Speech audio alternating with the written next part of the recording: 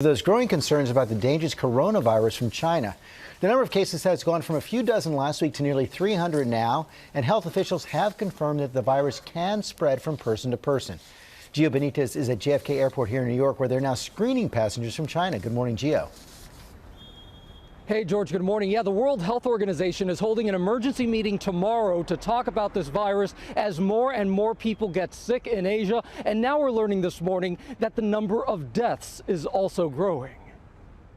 This morning, a major development as U.S. officials work to learn more about the mysterious new coronavirus and keep it out of the country.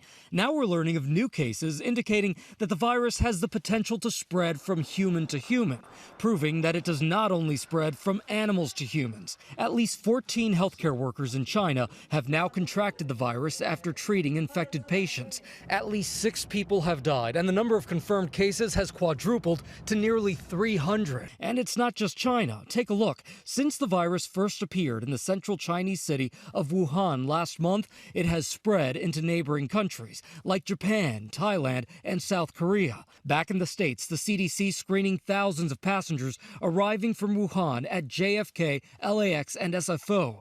Officials checking temperatures, looking for symptoms similar to the common cold, flu, or even pneumonia as travelers enter the country. At this train station in Hong Kong, passengers getting screened for the virus right off the train.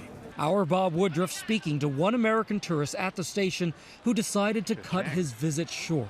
Is it kind of frightening at all to you that this is starting to spread? Oh yes, of course, that's why I'm going home. And this morning we're seeing reports from The Sun in the UK saying that a British tourist in Thailand, just 32 years old, may be the first Westerner affected by this virus. He's battling pneumonia-like conditions in the hospital right now. But again, we should tell you that so far here in America, there are no known cases. Michael. All right, thank you so much, Gio. Our chief medical correspondent, Dr. Jen Aston, joined us now. And Jen, some big new developments. Yeah. Human-to-human transmission. Yeah. How concerning is that? It's concerning, Michael, because we have to remember coronavirus normally exists in animals. As recently as just yesterday, there was a suspicion that it could spread animal to human, a suspicion it could spread human to human. Now that's confirmed. And obviously for most people, it's easier to avoid contact with animals than it is to avoid contact with other humans. And then what about the fact that 14 medical workers, they've been sick as well? Yeah, you know, that's also significant. According to Chinese reports, all 14 medical workers were taking care of one patient.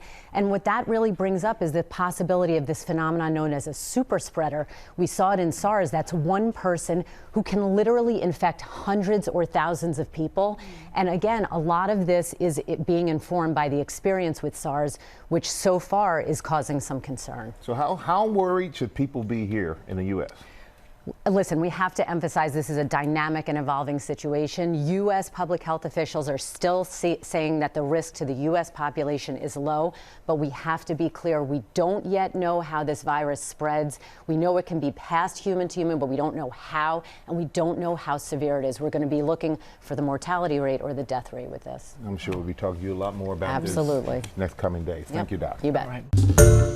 Hi, everyone. George Stephanopoulos here. Thanks for checking out the ABC News YouTube channel. If you'd like to get more videos, show highlights, and watch live event coverage, click on the right over here to subscribe to our channel. And don't forget to download the ABC News app for breaking news alerts. Thanks for watching.